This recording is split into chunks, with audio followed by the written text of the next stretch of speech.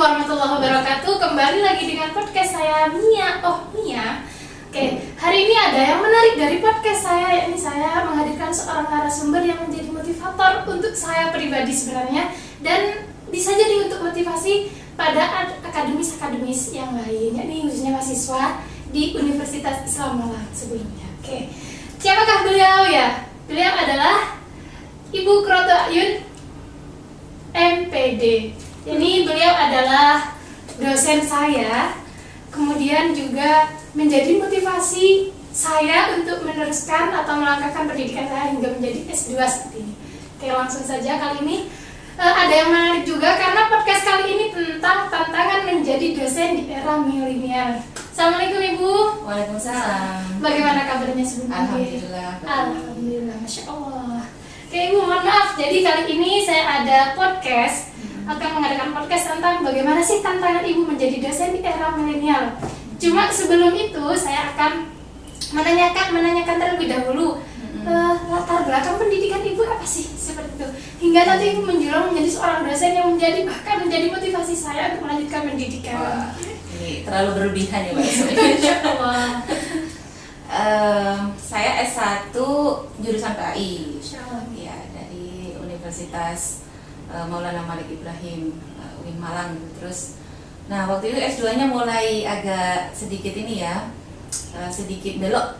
Saya masuk di program studi manajemen pendidikan Islam karena memang pada waktu itu saya sedang menjabat sebagai kepala sekolah begitu ya. Jadi secara kebutuhan waktu itu saya masuk di prodi tersebut. Kemudian untuk S3-nya ini masih loading, sebenarnya belum selesai. Jadi saya juga melanjutkan di manajemen pendidikan Islam ya, di prodi yang sama. Tapi sebenarnya kan satu rumpun Satu masih rumpun ya. Iya, betul. Oke, jadi latar pendidikannya sudah jelas PAI nih ya, PAI banget. Oke, yang menjadi motivasi buat Ibu melanjutkan pendidikan itu apa sebenarnya? Kita kan kadang, kalau saya pribadi dari desa, di desa itu pasti halah, nggak usah pendidikan tinggi-tinggi, pasti larinya perempuan ke dapur nih. Gitu. Iya. Nah, oke, yang menjadi motivasi Ibu melanjutkan pendidikan ini apa sebenarnya? Iya, karena statement itu justru saya ingin membuktikan bahwa kita perempuan tidak melulu seperti itu dan tidak hanya bisa seperti itu.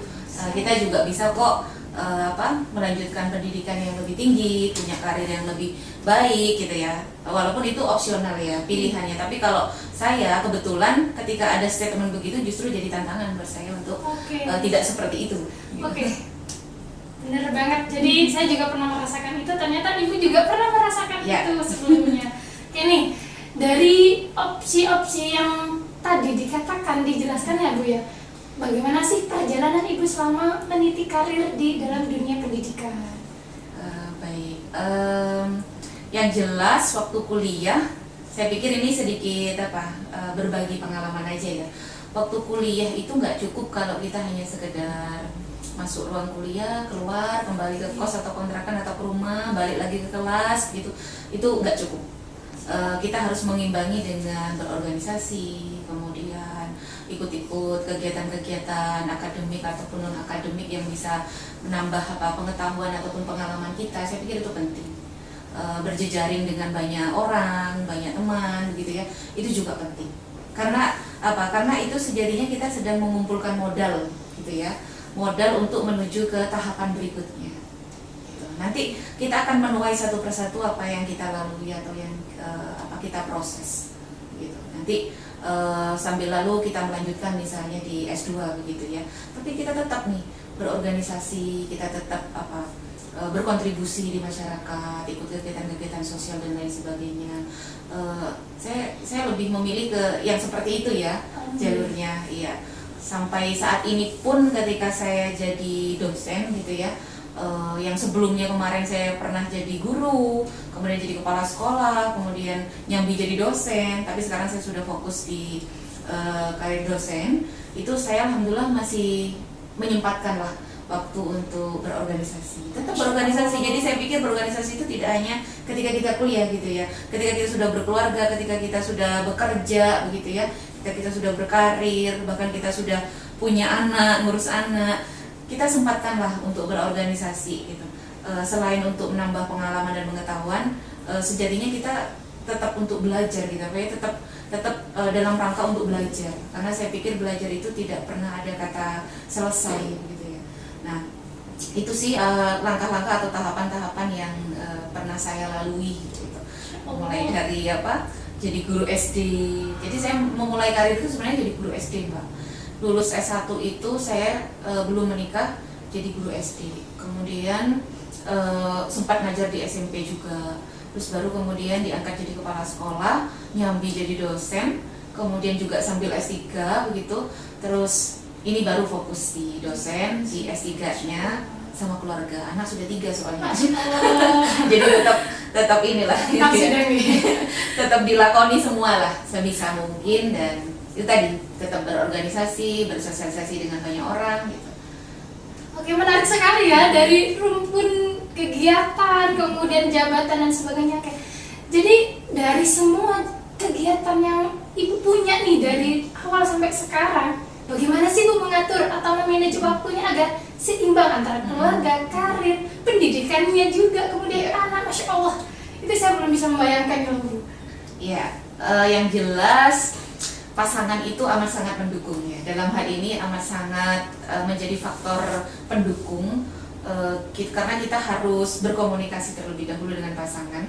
Kalau sudah punya pasangan seperti saya ini maksudnya ya, apalagi sudah punya anak gitu ya. Nah, saya memulainya dengan berkomunikasi dengan pasangan dulu. Mulai dari saya boleh nggak kerja, saya boleh nggak berkarir, saya boleh nggak ikut organisasi dan sebagainya, dan baru kemudian kita komunikasikan lebih lanjut nih, pembagian tugas di rumah misalnya, kemudian juga pengertiannya gitu ya. Ketika kita berkarir otomatis kadang waktu kita mungkin ada banyak yang tersedot di luar gitu kan. Nah, gimana ini untuk membangun komunikasi biar saling mengerti satu sama lain gitu. Ya itu sih yang pertama. Yang kedua mungkin skala prioritas ya, karena tidak mungkin kita melakukan dalam satu waktu begitu ya, tetapi kita coba ngelis skala prioritas mana yang harus dilakukan dulu satu persatu begitu. Gimana caranya semuanya selesai, semuanya tercapai sesuai target. Akan tetapi catatannya di sini gimana caranya tidak mengkambing hitamkan salah satu begitu, satu sama lain. Jangan kemudian di karir kita mengkambing hitamkan organisasi kita misalnya, atau keluarga kita gitu ya, atau sebaliknya. Nah, kita harus profesional di sini karena ini pilihan kita begitu. Jadi gimana caranya kita bisa optimal di semua pilihan itu. Itu sih. Oh. Kalau yang saya lakukan begitu. Ya Allah, semoga kita bisa menirukan tips ini ya, karena itu nggak mudah ya. Saya pribadi pun belum berkeluarga, ini memanage waktu sangat sulit loh Bu. Jadi ya, Masya Allah sekali bisa menjadi motivasi saya. Kemudian ya Bu, kan tadi dibilang nih, sekarang udah fokus ke dosen. Nah, yang gimana sih Bu tantangan menjadi dosen di era milenial? Tentu nih mahasiswanya itu bermacam-macam. Bahkan jangankan mahasiswa, anak SD, SMP itu sekarang bermacam-macam. Apalagi anak kuliah yang harus ditangani dalam dunia pendidikan PAI gitu. Betul. Bagaimana nih tantangannya dan solusinya seperti apa? Yang pertama, karena eranya sudah berbeda ya dengan era saya sebelumnya. Generasinya pun juga berbeda dengan generasi saya sebelumnya. Di sini aja kita sebagai dosen harus bisa beradaptasi gitu ya, harus bisa berhasil mempelajari eranya sekarang ini seperti apa, terus generasinya seperti apa, gitu ya. Nah, contoh misalnya hari ini eranya sudah berbasis teknologi, gitu ya. Kemudian generasinya juga generasi alpha gitu ya sekarang. Nah, ya kita harus sebagai pendidik harus berusaha masuk. Selain beradaptasi tadi juga harus bisa masuk, mengerti kebutuhan dan kemauan mereka seperti apa. Jangan kemudian kita bermodalkan dari generasi atau era sebelumnya gitu kan, jadi nggak cocok gitu kan, jadi nggak match gitu. Nah, itu mungkin jadi walaupun usia kita usia kolonial begitu ya, tapi kita harus bisa punya pemikiran, bersikap yang milenial gitu kan, biar lebih masuk kepada mahasiswa gitu yang memang sudah berbeda kondisi dan situasinya. Itu sih yang perlu dipelajari, saya pikir kita harus mempelajari itu, dan baru kemudian bagaimana kita membungkus atau mengajarkan materi yang kita ajarkan sesuai dengan kondisi dan dunia mereka itu. Nah, ini akan lebih bisa diterima gitu ya. dibandingkan dua dunia yang berbeda tapi tidak mau menyatu gitu kan. Nggak akan pernah bisa masuk.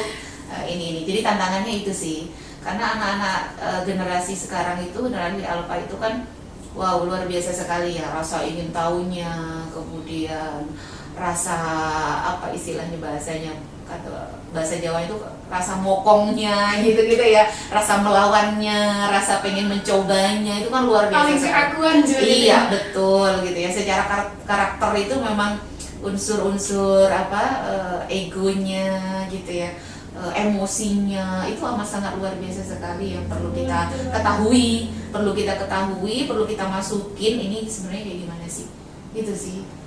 Sehingga nanti materi apapun yang kita ajarkan, kalau kita paham mereka, kita sudah bisa masuk ke dunia mereka, kita bisa ngambil hati mereka gitu ya, ngambil perhatian mereka, bisa tuh Oke, masuk. berarti istilahnya melebur saja. Iya, ya lebih kontekstual lah ya. Betul. Oke, siap. Oke, jadi dari penjelasan Ibu ya, kalau kita pengen tahu juga nih, Ibu itu dulu cita-citanya memang pengen jadi dosen atau seperti apa? Atau punya cita-cita lain? Oh enggak, saya pengen jadi anak kantoran saja, dan sebagainya. Iya, jadi ingat ini ya, Ain kecil gitu ya. Iya, betul. Jadi ingat Ain kecil yang lahir di desa, kemudian sekolah di madrasah begitu, mulai dari tingkat MI, MTS gitu di rumah di desa gitu kan ya. Saya itu memang dari kecil pengen jadi guru. Simple sekali ya. Kenapa? Karena saya melihat selain orang tua, sosok yang luar biasa bagi saya itu adalah guru saya gitu ya.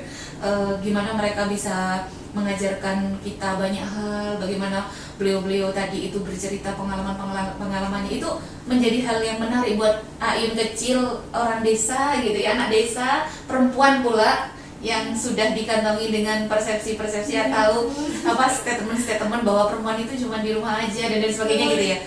Saya masih punya harapan, saya pengen jadi guru gitu. Saya pengen jadi guru PAI pula. Coba memang dari kecil ya, sesederhana itu. Karena kebetulan saya di madrasah, jadi figur saya adalah guru-guru PAI kan pastinya, guru-guru agama gitu kan.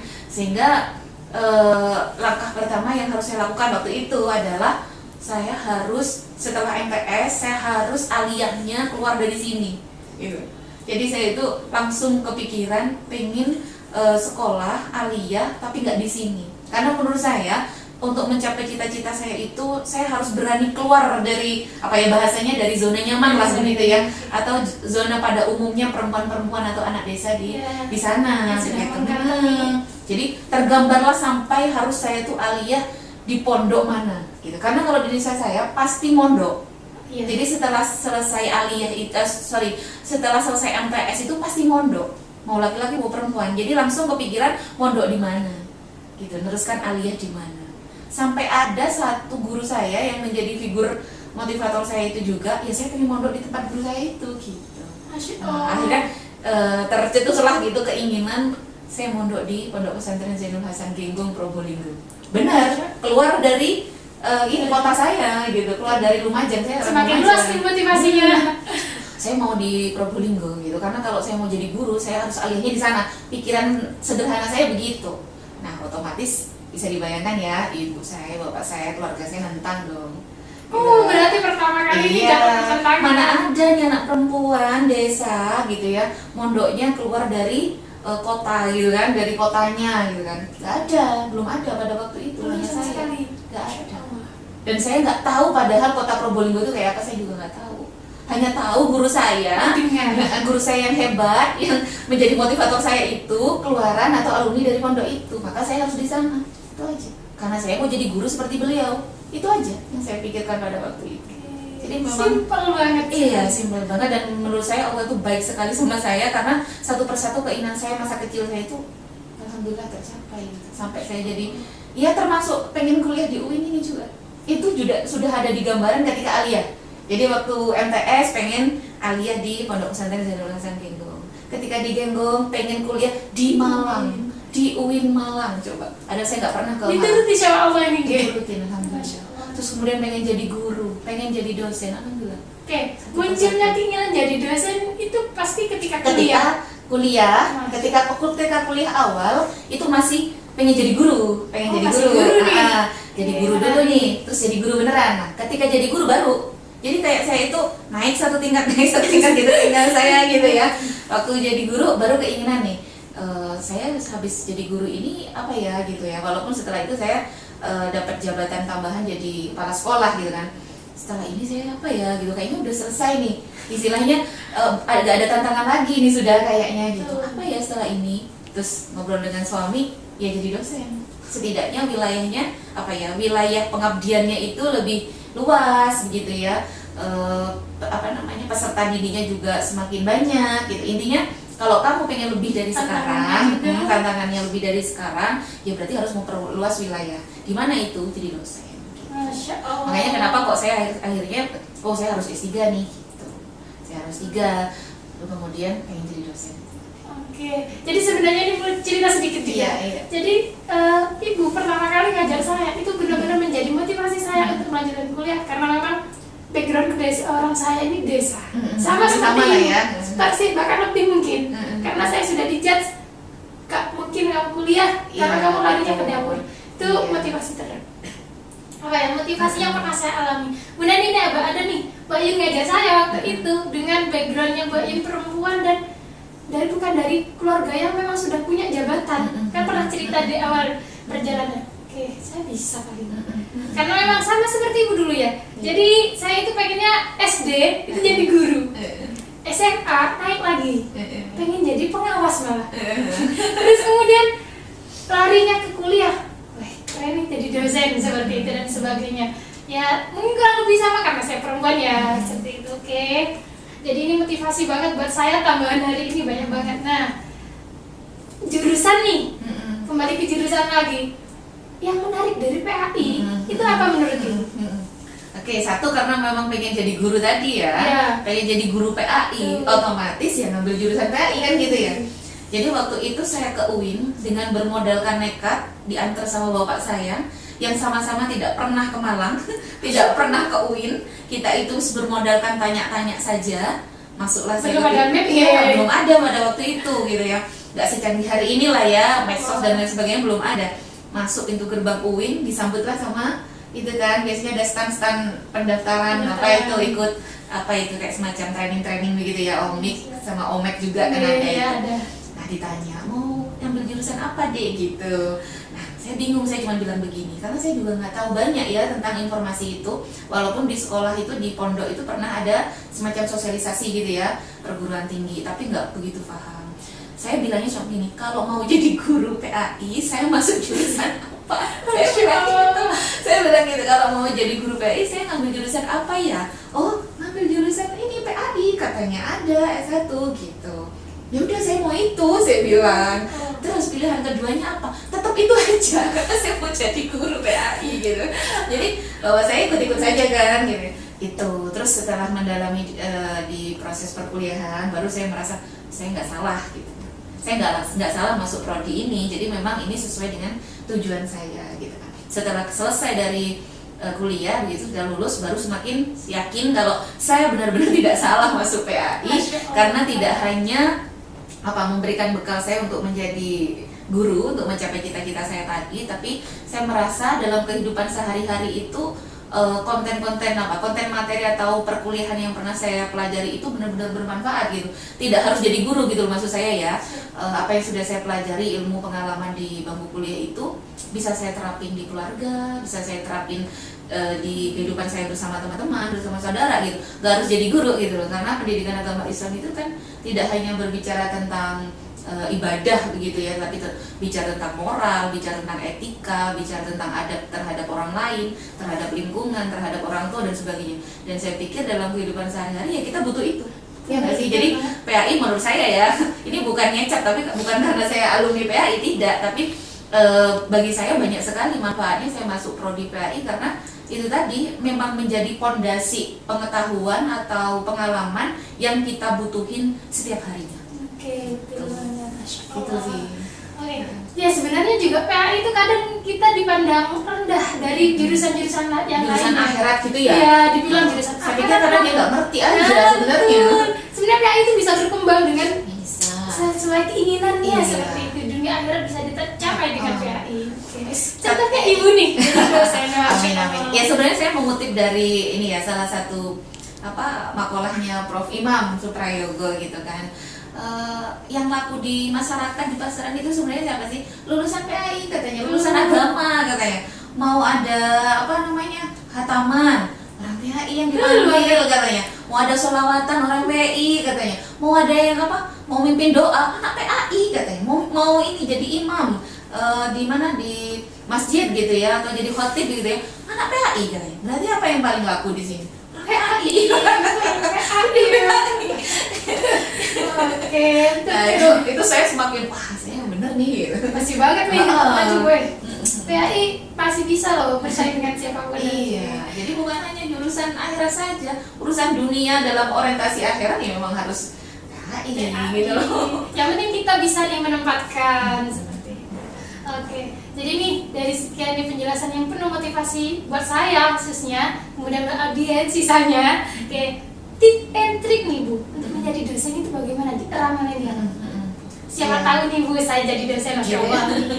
Satu langkah yang sudah dilakukan oleh Mbak Suma itu udah benar. Jadi walaupun kita perempuan, kita harus berpendidikan tinggi itu ya. Karena kalau mau jadi dosen ya harus ada persyaratan administrasi ya, administrasi akademik lulusan gitu ya. Itu yang pertama. Yang kedua, saya pikir jangan berhenti untuk ini ya, mengimprove pengetahuan dan pengalaman kita gitu. Karena kalau di kampus pasti berbeda mengajar dengan di sekolah. Itu tadi yang kita hadapi, generasinya terus ini meningkat ya. Generasinya semakin kesini semakin canggih, semakin pinter, semakin luar biasa. Tantangannya juga semakin banyak di eranya juga. Maka untuk menjadi dosen ya harus banyak ini ya, harus banyak ngumpulin modal terus. Kalau bahasa saya itu harus tetap belajar terus, harus tetap belajar, ngumpulin modal sebanyak mungkin, jangan berhenti untuk belajar begitu ya. Jangan hanya sekedar ngajar tapi harus belajar terus. Nah, salah satunya ya seperti yang saya sampaikan tadi ya, kita tetap ikut organisasi karena dengan berorganisasi kita juga banyak dapat pengetahuan dan pengalaman loh. Terus juga ikut pelatihan, ikut workshop, ikut seminar dan lain sebagainya, banyak diskusi dengan teman. Kayak gitu ya. Terus banyak mendengarkan kajian-kajian dan lain sebagainya. Intinya harus improve diri terus, belajar terus. Itu kalau mau jadi dosen saya pikir ya. Iya, karena beda loh dengan jadi guru. Oke, Masya Allah, terima kasih atas semua motivasi di dalam podcast ini, benar mengandung intisari itu motivasi banget buat generasi muda khususnya anak-anak PAI ya Bu ya. Mungkin podcast kali ini kita cukupkan saja ya, karena sudah banyak banget nih harus kita kaji lagi seperti apa sih yang harus kita lakukan selangkah selanjutnya dan sebagainya. Seperti itu. Bu, sebelumnya saya juga terima kasih banyak nih atas hadirnya Ibu di podcast ini. Terima kasih banyak atas motivasi dan waktunya yang sudah mencurahkan kepada saya khususnya. Jadi kayak curhat gitu ya kita ya. Ngobrol santai. Tapi ada isinya yang sangat bermanfaat. Oke. Terima kasih banyak mungkin. Oke guys, mungkin podcast hari ini kita cukupkan. Saya sebagai hostnya minta maaf kalau ada salah, dan terima kasih banyak kepada narasumber kita yakni Ibu Qurrata Ayun atas waktunya. Oke, bye bye semuanya. Assalamualaikum warahmatullahi wabarakatuh.